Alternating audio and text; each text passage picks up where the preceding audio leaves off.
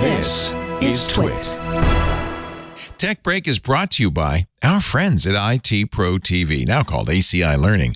ACI's newest product, Insights, assists in closing lucrative skill gaps so your team won't fall behind. Empower your team, outmaneuver threats, and gain essential insight into your business. Visit go.acilearning.com/twit today. TWiT listeners can receive up to 65% off an IT Pro Enterprise Solution Plan. The discount is based on the size of your team when you fill out their form. So I was away for the weekend. You might know this. Yeah. I flew home on Friday because that's when everything happens. Yeah. I was in Las Vegas. Heck of a weekend. Ironically, I was there for the F1 race. So was, I found out, so was Sam Altman. Yeah. When he was called to a Google Meet at noon on Friday Had and to interrupt fired. the hookers and blow. He flew home. I stayed for the race. He probably had more fun. Because it's now over, or is it? I don't know what to say. So there are two ways we could approach this and say, when we last left you Wednesday, and everything that's happened since, nothing has changed. We could say that, or you could spend an hour on it, because that's honestly, not true. I don't think it's that's not true. You're right. exactly Thank you for catching that. A lot of things have changed, and we don't know the full tale on that. And the yet, Microsoft angle, of course, is big in this, because this is incredible. Yeah. They're 49% owner of the for-profit portion of OpenAI. Yes. They also will be. They've still not finished the $10 billion investment. There's tranches and things. Oh, so they don't get it until they give them all of the money. There's a whole process here. But the thing to remember is that everything OpenAI is doing is running on Azure. Yeah. Don't make Uncle Satya angry. That would be bad. And we heard, we don't know, but that Uncle Satya was pretty mad, pretty hopping mad. So this is a guy who, if you just sit in the audience and watch him, you would think he's this cold, calculating, slow-moving robot. And then this weekend, he was like Superman.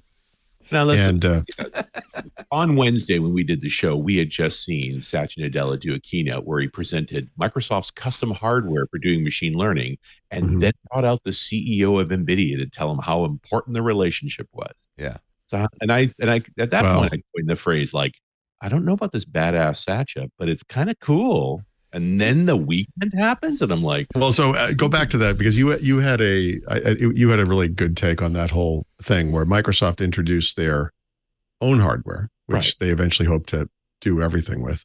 Right. And then they said, and here are our partners, including like you said, the CEO from NVIDIA, who was on stage for quite a while, by the way. Long time. And talking about how great the relationship was. Yeah. And I don't remember exactly the way you worded it. I think you might remember, but you sort of said, like, here's a new hardware, and here's the people we'll soon be getting rid of.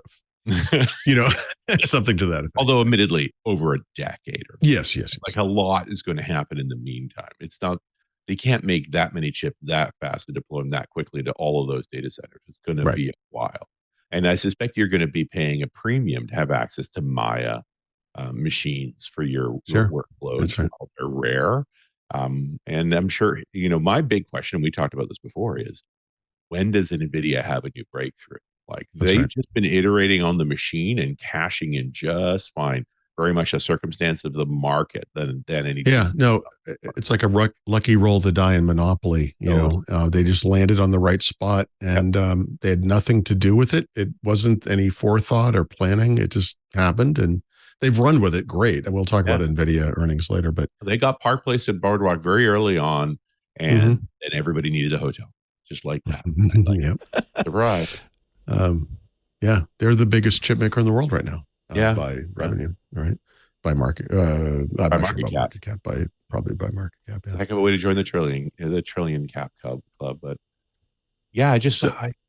I'm used to Gates doing that. Gates was good for that sort of thing. I did not expect Satya to do that, but no one expected. So one of the stories I came out of Ignite with, and I've told everybody. I told my wife this, and she's looking at me like, I don't care, but I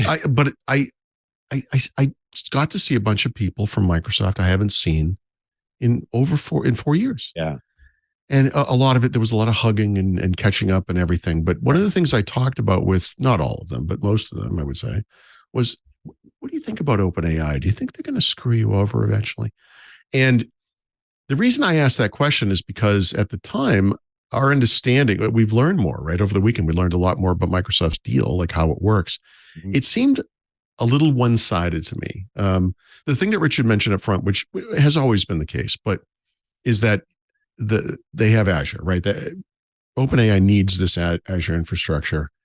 So that's the kind of two-way that are part of the two-way, because we learn more, but element to it. But 201, everyone I talked to was like, yeah, I don't know what's going on there. This seems dicey, that OpenAI at some point, because the most OpenAI is so unusual, they make Google look like a normal tech company. Oh no, it's totally bizarre, and it's and I think part of what unbelievable. happened this weekend was when the misperception internally about what the company was about came screaming. to a halt. Yes, right. Came to a So you right. talk about Exactly. that one-sided deal. Think about the circumstances of the original deal. When Kevin Scott went to the fragments of OpenAI because they just had that pushing match with Elon Musk and he had lost and he was gone. Mhm. They were grossly underfunded. GPT-3 came in. GPT-2 came in 4 flavors because they had so little resource they couldn't even run their own models full size.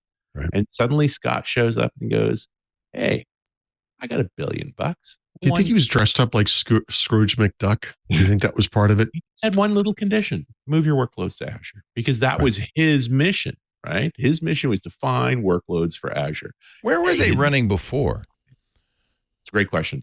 I don't know the answer. I suspect Google, if I had to guess. Yeah, probably. Just knowing where they are and the culture of the people around them, I bet anything. It's interesting because whoever had them before missed the bet, right? It could have said, well, but remember at that time, right. Well, they were nonprofit. It was a kooky nonprofit startup. There's still that element to it. There's still 51c3. Yeah, we are going to use AI to advance humanity, right? Yeah. To make life better for humanity safely. OpenAI by the way, OpenAI was a response to Google Brain. Right. When Google grabbed up Jeff Hinton and Skuskavar, which is where he comes from, right? He was part of that whole team that became Google Brain. That's when Elon and Gates and even Stephen Hawking were all on a letter saying, like, these technologies need to be done more visibly because they represent transparently. Yep. So OpenAI was supposed to be this ridiculous, hopeless token of an open version of these technologies. Okay, here's a thing. Like, it'll be fine. It wasn't supposed to work. This wasn't. This was supposed to be cover. It reads like an Asimov story. I found it one of the early robot stories. Right. There's a whole governance model they have. It's a strange company, and Microsoft's deal with them, even now that we know more, was still really bizarre. 49% of the for-profit part of the company, which is one of the Sam Altman things, right? He rolled that out. Probably against the wishes of a lot of the people on the board. I'm sure there was a lot of controversy there. It's an absolute subversion of their original charter because their original charter was stupid. Well, okay. So, I mean, this is real. I think this is what really happened is that you have, on the one hand, effective altruists who were really concerned about the safety of AI in general, especially AGI, didn't want it to get in the hands of big tech. That, Elon was one of those. Always going to get in the hands of big tech. Okay, yeah, we know this, but Elon was one of them. They formed OpenAI with Sam Altman and Ilya Sutskever and others, and so there was that, effective altruism, be safe group. But it got so expensive, especially after Elon pulled his money, that there had to be this for-profit arm, or there wouldn't have. It wouldn't have lasted. It couldn't have kept going. Yeah. And this was a tension between the two. And Sam Altman and Greg Brockman were the for-profit guys. The board, the remaining board, no longer there, by the way, except for one, was the effective altruist nonprofit group. And I think there's been this internal struggle all along ever since. We're gonna hear a lot more about that in the most of the reporting says that, right? Everybody who's dug into it says. The New York Times had an article today said this tension's been going on forever. Yeah. Oh, sure. But the thing is, so given the fact that this is going to get into the hands of big tech, right? You can sort of. Well, I'm kind of on the side of the open of the effective altruists.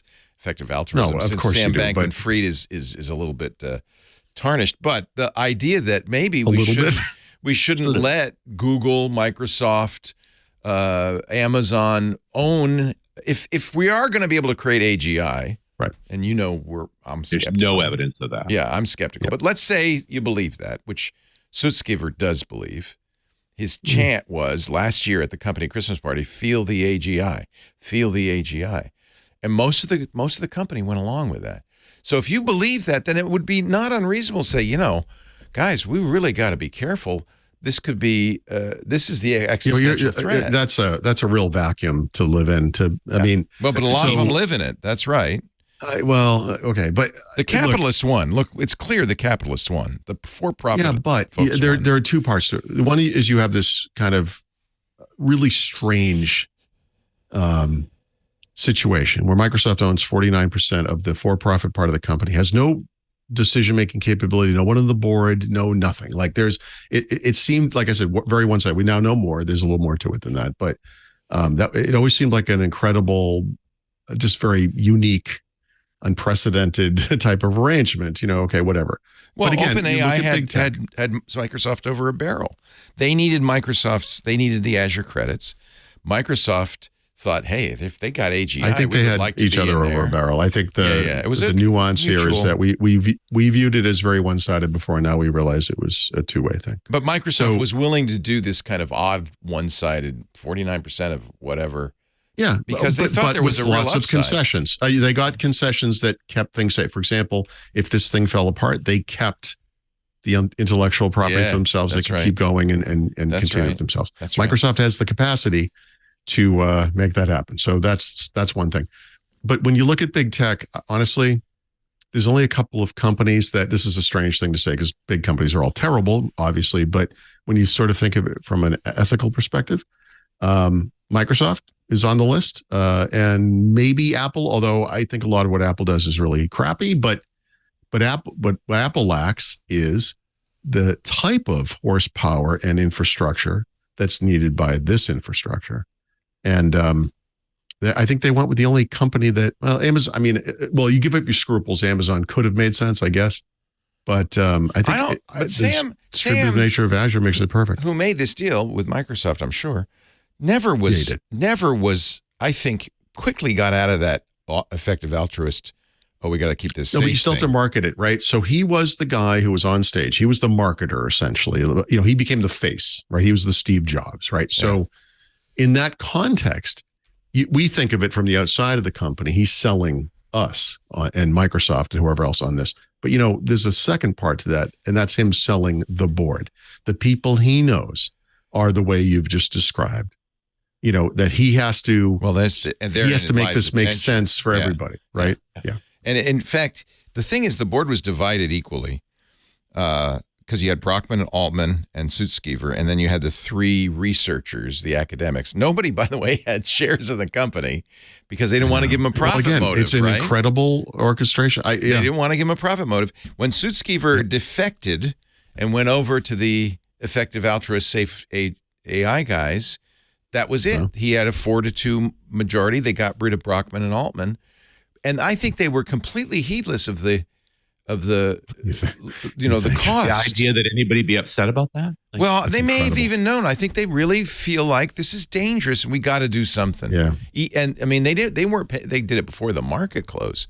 I know why Satya was pissed off. They did it on the last day of Microsoft's biggest trade show. Yes. Yeah. Right. Which, by the way, I'll just remind everyone, machine learning models was all about AI. Yeah. Exactly. Yep. They weren't paying any attention to that because their job wasn't to pay attention. What did you think the investors in this company were going to do? Well, I can tell you what they did because it took 7 or 5 days, whatever it was. They may have known. Yeah. In fact, I suspect they did know. They're not stupid.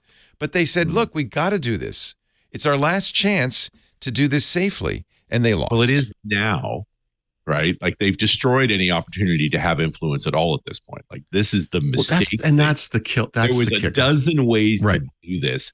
Arguably, this was the dumbest. Well, I suspect they've been doing it for a year. I think they'd been doing it for a long time. Just ineffective. And they couldn't get Sam. They're worse off than they were a year ago. This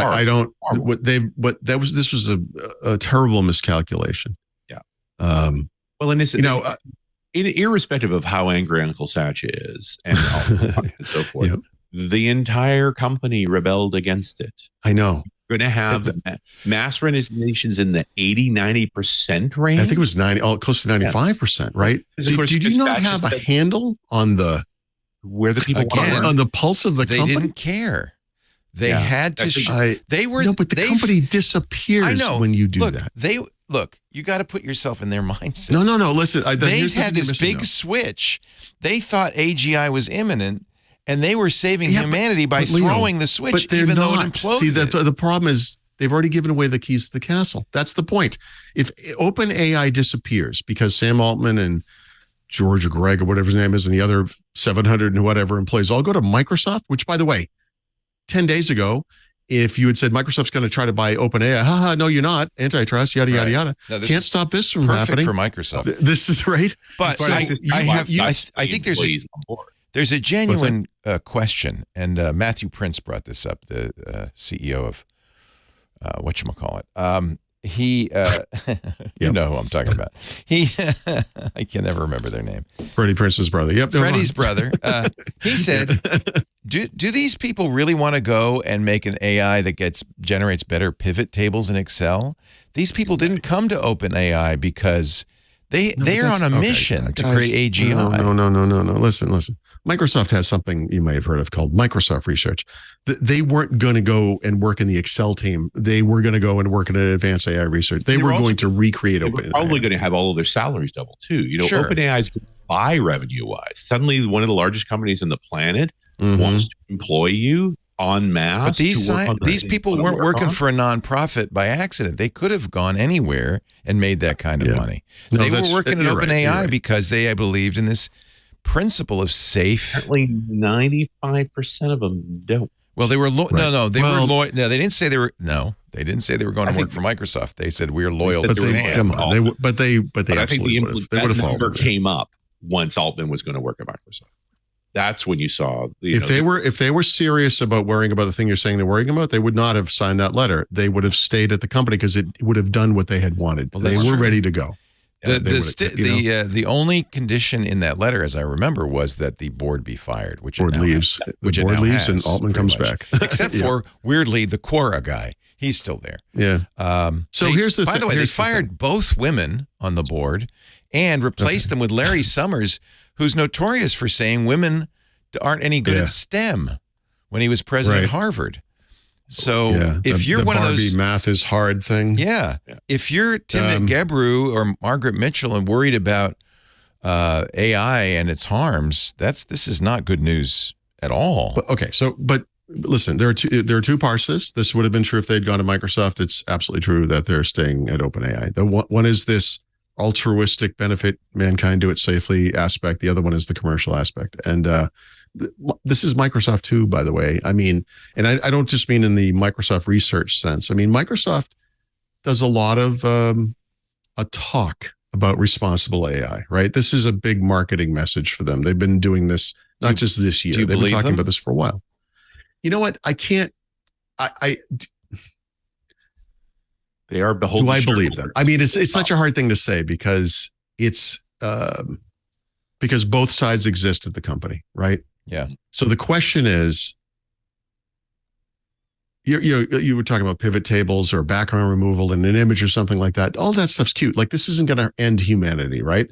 So can both of those things coexist? Can there be a responsible hand on the till, or the helm, or the whatever it is, that will be able to differentiate between these things and not try to commercialize something horribly dangerous? This is a company, by the way, that refused to give facial recognition software to police departments because it was racially insensitive, right? They just said this will be used for bad. It's skewed. Can't not in the wrong direction, right? They did that. So do I believe it? I mean, I believe it's possible. There's no way to kind of predict the future, but I mean, I do believe that Microsoft is semi-unique among big tech in that there's, I hate even saying this because they're a company and they're terrible, but more of an ethical streak there than I see elsewhere.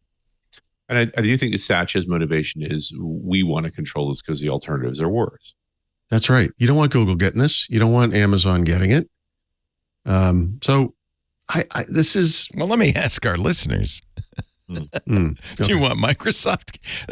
No, but come on. But your listen, but not your listeners. I'm sorry. Your listeners would have Windows said, Weekly "I don't want listeners. Microsoft doing GitHub. I don't want Microsoft That's getting true. Mojang and taking Minecraft away." This company actually has done well by this. Yeah, but world. this is a significantly more powerful. Yes, it is, and that's why it's important. This is like giving them the nuclear codes. But it's not. But see, what are you talking about? Well, They don't have nuclear codes. Okay, look, a lot of this comes down to, do you believe there'll be an AGI? That's really a lot of it comes down to that. If you don't, then go have some fun with I believe there was going to be a flying car, and I don't have that. So how is this But these people are unbelievably true more advanced believers. thing? The OpenAI folks are true believers. Yeah, those guys are wearing sneakers and going to a spaceship. They're scary. It doesn't necessarily mean that they're right. No. If They're when you believe a wrong, little then I don't too care if strongly- Microsoft gets it. That's Well, fine. how would you? If they're right, we can't got a sit here and problem. decide if they're right or wrong. We don't know. Well, Yeah, we don't know. And there's every evidence that LLMs are not it. Doesn't mean they're not going to make something else and go further. Yeah, right. But the technology that Microsoft is exercising on an engineering practice is a language manipulation technology. It's got nothing to do with consciousness. It's got nothing to do with will. It just manipulates language. Now we live in a world. That into a lot of things, but So not real. back in October, Google came out with their Pixel 8 line of phones, and they brought a bunch of reviewers in. They all gave them devices and everything, and they all went and they reviewed the devices, except for, by the way, two of the nation's biggest newspapers, the New York Times and the Washington Post. They took their free devices, went home, and wrote articles about the evils of AI, about how these people with Pixel phones are altering reality. There used to be a little kid ruining the background of this photo, and you took him out of there, and that's not right. And I'm not kidding. That was all they wrote about it. And this is what happens when hysteria takes over for common sense. That's ridiculous. Are you telling me I'm taking a group photo of, it could be my 4 people in my family, it could be a reunion with 25 people. One person invariably is not smiling or is looking the wrong way or blinked at the wrong time. You're telling me that tapping on the screen and fixing that is some space-time dilemma? No, that's fine. Or whatever. Like, Have at it. seriously? Go ahead and have That's at what it. you're worried about? That's not what I'm worried about. No, it's not what I and don't you mean. know, like you, Richard, I'm a skeptic. But on the other hand, is it worth toying with? I mean, what if you could create an AGI? If you could create a machine intelligence that reasoned as well as a human or better, and by the way, if it could reason as well as a human, it would quickly reason better than a human. And inevitably, it would become an altruistic, beneficial entity. Well, we don't know. Do you think so? I don't know. Absolutely. Because that's what intelligence leads to. I hope so. It's that leads to violence. Okay. It certainly will change everything, won't it? Yeah. Yeah, except that there's absolutely no sight on the horizon of it being true. A freaking asteroid hitting the planet will change everything too. I guess so. Right. All right.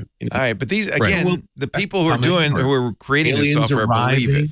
The people who are creating the software But believe it. why does that matter? The people who are Well, they're the involved closest in to it. Israel and Hamas believe that, and They're the the ones people over here, highly motivated to make more money from it. believing it doesn't mean anything. I wouldn't use that as a rationale. Not a for good anything. metric.